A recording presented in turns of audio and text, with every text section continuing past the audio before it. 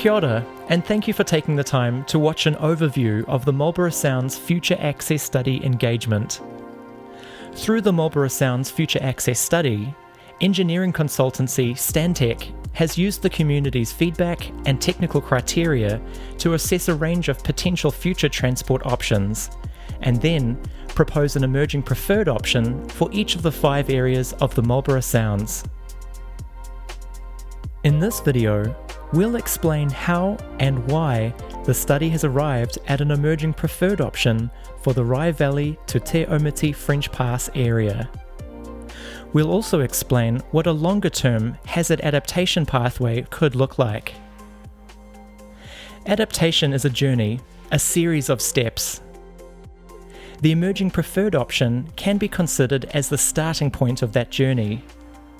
The hazard adaptation pathways would follow a significant future event that causes substantial damage to the transport network.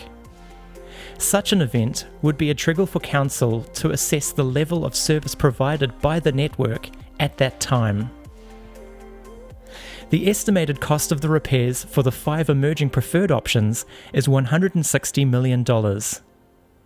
We don't know yet what the cost for Marlborough's ratepayers will be, but we have estimated that using different government assistance assumptions.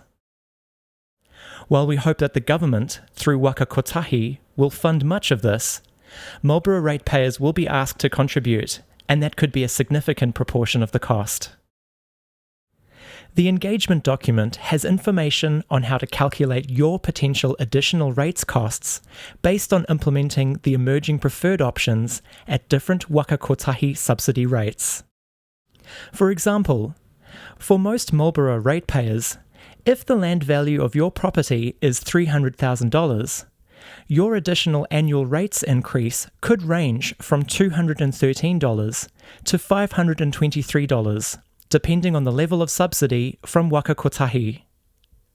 That's why we want to hear your feedback on the emerging preferred options, the long-term hazard adaptation pathways, and the other options explained in the engagement report. Please read the engagement report and go online to fill the survey. The more information you give us, the better informed we will be about how the proposed options support a safe and resilient transport system in the Sounds. No decisions have been made yet, and your feedback on these options will help the decision makers take your views into account.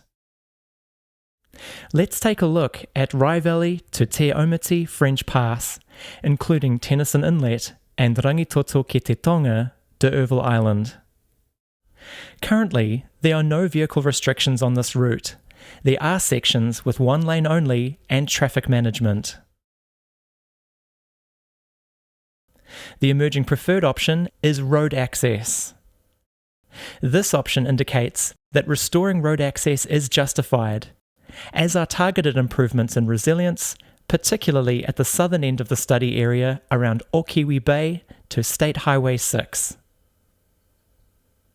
The route from Rye Valley to Elaine Bay would be strengthened, although the section between Okiwi Bay and Elaine Bay may have more 1-lane sections and vehicle length restrictions. The routes from Elaine Bay to Te Aumiti French Pass and Rye Valley to Tennyson Inlet would receive targeted improvements, but there would be an increase in the number of 1-lane sections, and there may be vehicle length restrictions too. The road to Port Laigar and the roads on Rangitoto ki te Tonga, D'Urville Island, would receive essential repairs only and experience more 1-lane sections and possible vehicle length restrictions. The cost estimate for this emerging preferred option is $45 million. In the engagement report, the hazard adaptation pathway for this area is called marine access. Marine access and marine infrastructure are likely to become more important over time, especially past Okiwi Bay, due to the susceptibility of the road corridor here. There would be investment to protect and upgrade primary hub marine facilities at Havelock and Picton, Elaine Bay, which is an arterial hub, Duncan Bay, Tennyson Inlet, Sissy Bay, and Port Laigar, which are local hubs. The cost estimate for this hazard adaptation pathway is $20 million. So now, we want to invite you to tell us, what do you think of the transport options? You may live in the Sounds, own a property or business in the Sounds, be a visitor or a Marlborough ratepayer. By July 11th, we want to hear how these options will affect you.